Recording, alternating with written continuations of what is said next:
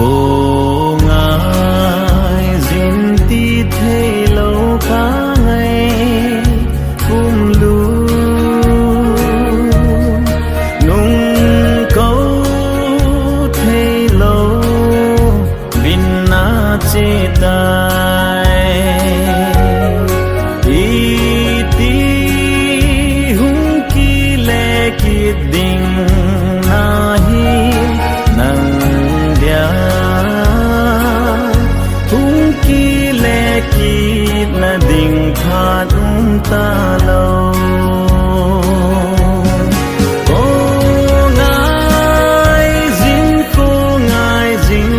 cả ngày cùng lưu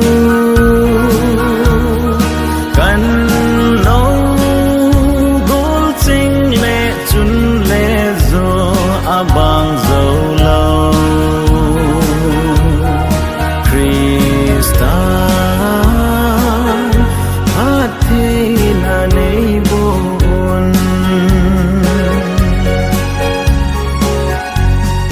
hình cô linh na chi ma sa y ngày tranh lung sẽ cùng lui to al hôn ta ấy ho mi hem lê hin cô dòng hi ni tin chế bangin akim zinge ko ngai zin cả ngày cùng lưu căn nấu gốm chính lệ chun lệ zo a bang dâu lâu Krista thế là nay buồn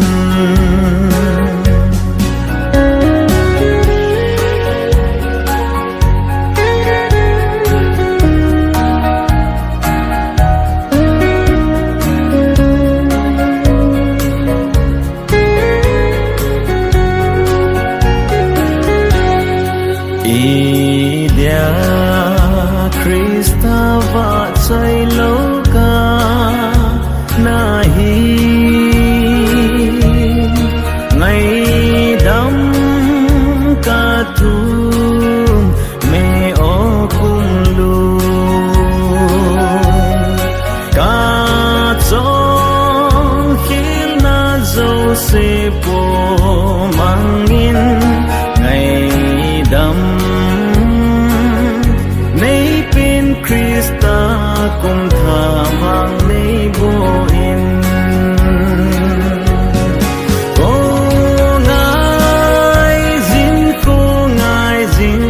cả ngày cùng lưu căn nấu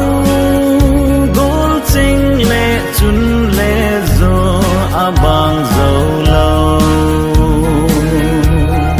Krista hát thế là nay buồn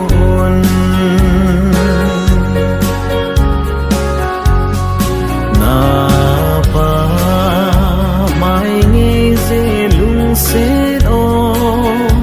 cùng lưu nung câu thế kỷ na hi ta po nay lung xét nào kê hôn như lâu đinh chỉ tan bang thế đình chữ na hi ta